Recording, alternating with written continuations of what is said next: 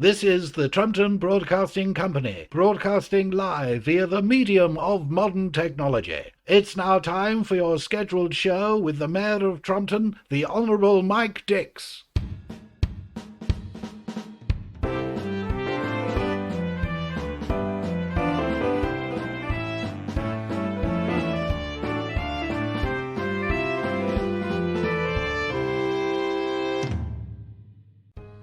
Here is the news from Trumpton. The government is suing the government to try and stop the government having to share the government's WhatsApp messages with the government's COVID inquiry. A spokesman for the government said, "You really shouldn't trust this government." Meanwhile, Boris Johnson has said he's happy for his WhatsApp messages to be given to the COVID inquiry, saying he has nothing to hide from Lady Hallett as he's already sent her his dick pics. Leading experts in artificial intelligence have expressed their concerns that AI could cause the extinction of humanity after admitting that they have replaced Rishi Sunak with a robot and nobody has noticed.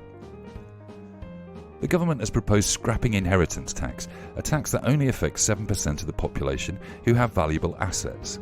A Treasury spokesman explained that during the cost of living crisis, many people were worried that their children would have to pay tax on any fruit or vegetables they managed to pass on to them. And finally, in what has been a generally slow news week, we ask, why is the Philip Schofield story in every news bulletin? And that's the end of the news from Trumpton. Do you like having money but feel really guilty about voting for the Tories? Would you be ashamed to say that you voted for Boris or Rishi, but secretly you kind of like a bit of austerity? Do you want to stop the boats, but you can't stand Suella Braverman? Well, now we're under new management and you can vote for a party that believe in all of those things, guilt-free. Yes, vote Labour. We're just like the Tories, but better. This was a party political broadcast on behalf of the Labour Party. It was written in Comic Sans. Good morning, good evening and good night. What a show we've got for you today. We have an exclusive interview with Boris Johnson about those controversial redacted WhatsApp messages. Then I'll open the lines to you and we can be talking about education. Is it really necessary now that we have smartphones? Despite the restraining order, we'll be joined by Tory MP Sir Clive Denby to talk about his tips for saving money during the cost of living crisis. And then, of course, I'll open the lines again for your favourite and mine, the Just One Word Hour. Today, I want your one-word answers to the question, what are the benefits of Brexit? And Sir Keir Starmer will be popping by to update us on his plans to be controversial. But first, it's time to go over to the TBC chopper and ask Aidan for the latest update on the number of potholes in Trumpton. Aidan, how many is it this week? I'm afraid I can't tell you, Mike. The answers have all been redacted. Thank you, Aidan. Bit of a waste of a chopper, that. And now this. It's been another week where Boris Johnson has hit the headlines, this time for redacted WhatsApp messages and a fight with 10 Downing Street over who should be able to read them. I thought I'd give Boris a call and get, if you like, from the horse's mouth what's going on. Hello, Boris. Hello, Mike. Lovely, lovely, lovely to meet you. So, Boris, these redacted messages, exactly what's in them? Well, nothing I'm embarrassed about, of course. Very simply, if you look at page 1, you'll see there's details of me f***ing horses. And after that, I'm also doing certain things with that I shouldn't be doing. And also, I'm definitely having sex with Field. Well, that's quite shocking, Boris, but number 10 have asked us to use the beep button to redact many of the things that you're saying in case they all go to court. How do you feel about that? Oh, I think it's an absolute load of I think it's ridiculous. I mean, really, what's a little bit of horse between friends? And I include in that as well. And Rishi Sunak was involved. Yes, absolutely. God, he's got a like a horse. And the reports about you, Philip Schofield and Gordon the Gopher, they're... Oh, totally untrue, because was never there. Well, Boris, I'm going to have to end it there because I'm afraid all the redactions mean that you talk utter nonsense. Well, usually I do anyway, but then I don't really care because usually I'm Camilla. Thank you, Boris. And now this.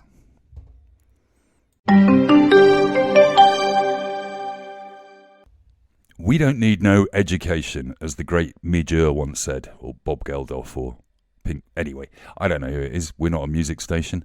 But do we need education? Is it important these days now that we have the internet? We can just look anything up we want. Is private education important to you? Is public education working? Let's talk about education. I'm going to line 1. Who's on line 1? Hello, Mike. It's Patricia Highsmith. No relation. Nice to hear from you again, Patricia. What are your thoughts on education? Do we need it? I think we don't really. I never needed education, but then I've always had money. Right, I see. Very much like the Queen, Prince Charles, Prince William. Yes, they never went to school and they did absolutely fine. In fact, if you look at the one who did go to school, Prince Andrew, he had A-levels and see what happened to him. Right, thanks Patricia for that. I'm sure we might have to redact that. Let's go to line 2. Who's on line 2?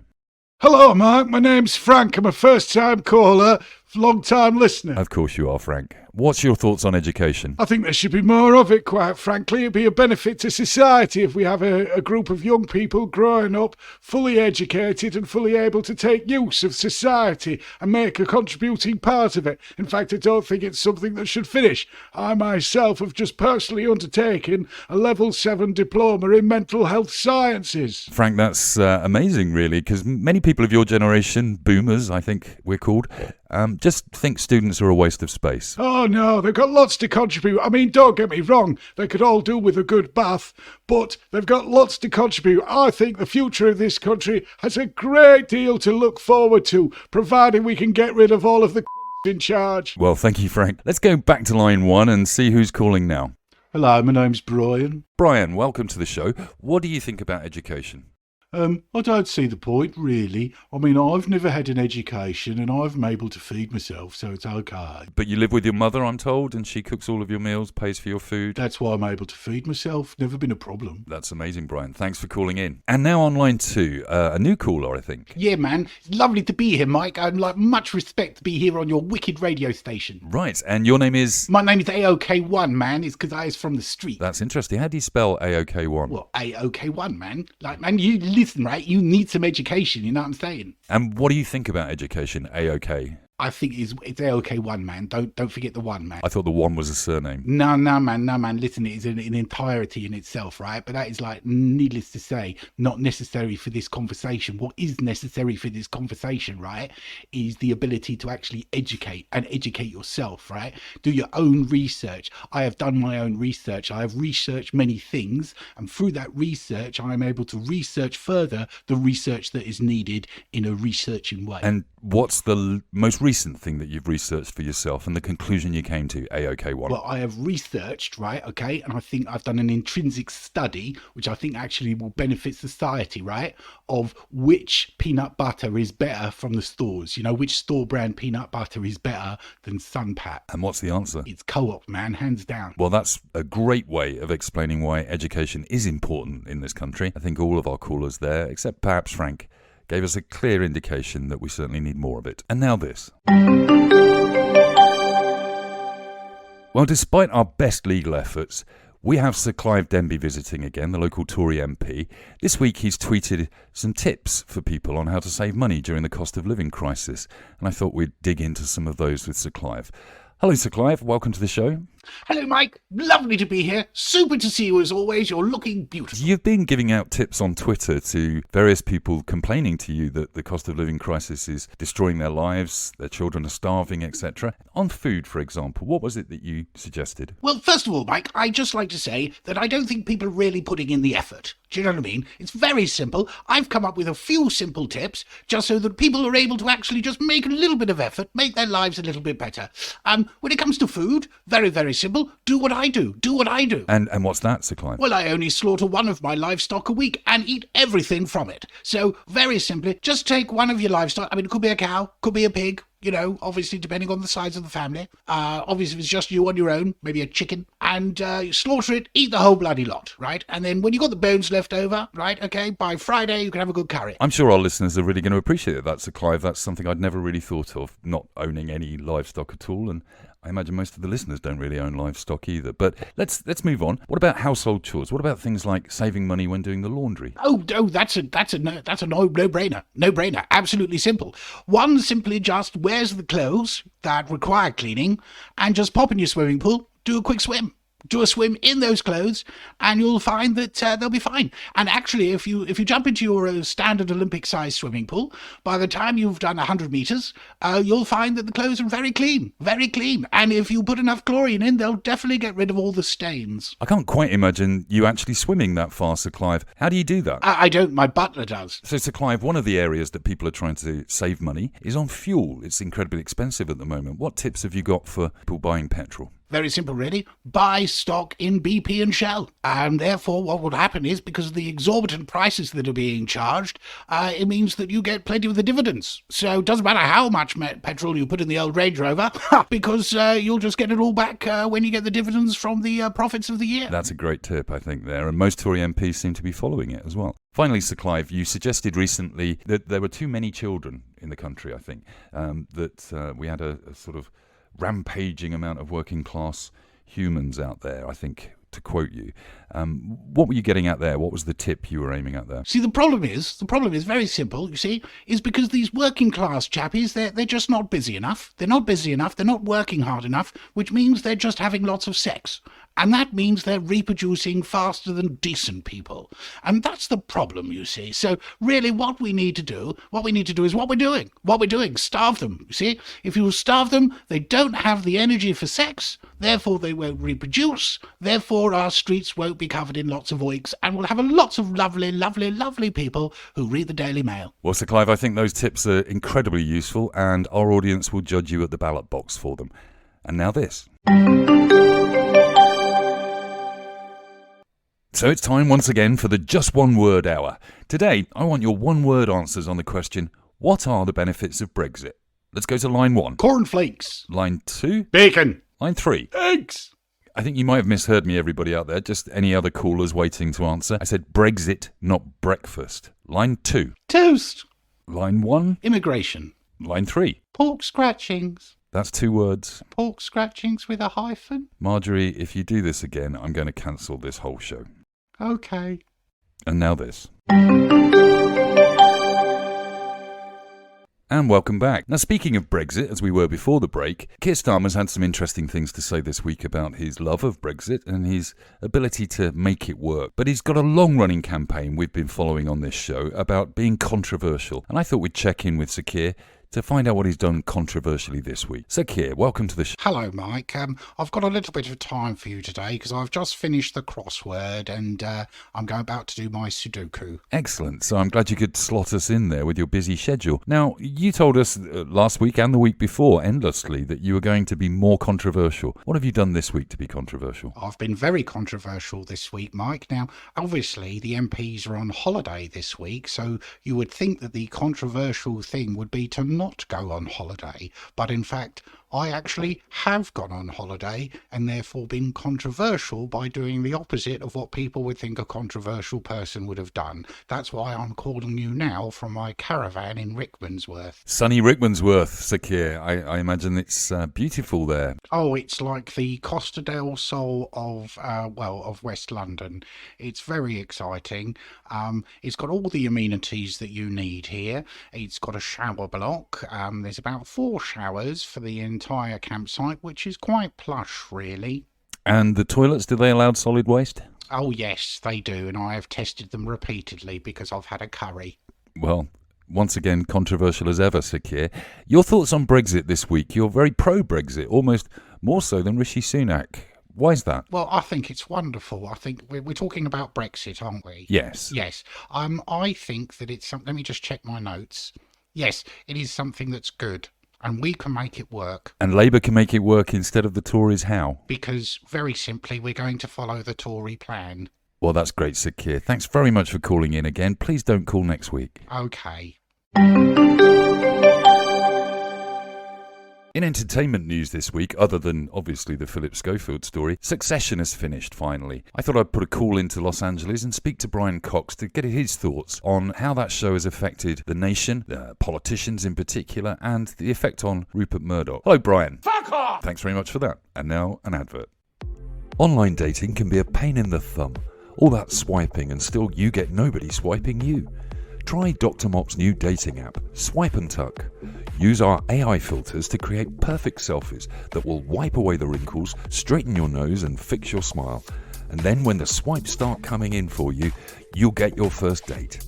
Then you can check into the Swipe and Tuck clinic and Dr. Mop will surgically alter your face to match your photos. Swipe and Tuck, the dating service for the vacuous.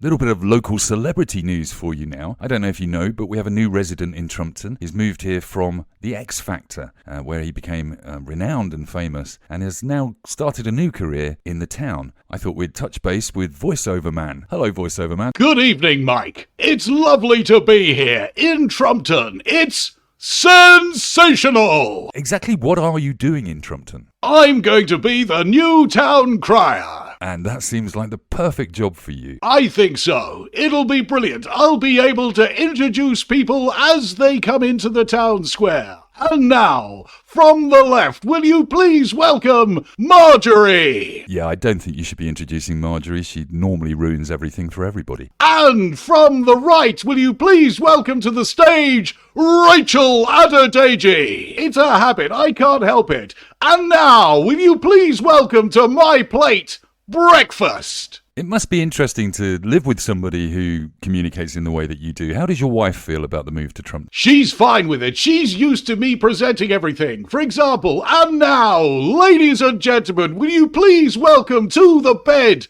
my penis? Well, on that note, I think we should go to a break. Regular listeners will know that we normally touch base with the Home Secretary, Suella Braverman, but this week, as the MPs are all on holiday, as Sakir kindly pointed out for us, we thought we'd track her down in her holiday home in Marbella. And I've got the number here, I'm just going to dial her up.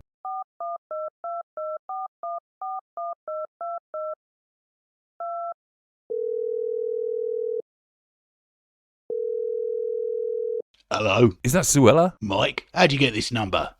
Well, we have our sources, Suella. I thought I'd give you a ring because it's been a pretty quiet news week and you've normally got something interesting to tell us about crime, for example. Why are you in Marbella at the moment? Just laying low, like the old days. It's a place you used to be able to come to, right? You used to be able to come to Marbella and be able to actually, relax, get away from things, be able to, sit there on the beach while all your money earned a little nest egg in a local bank. And you're there now with various criminals investigating them, I imagine? I am not at liberty to be able to say who I am with. Needless to say, if you tell anybody where I am, I will cut you at the knees. Right, Suella, thanks very much for that.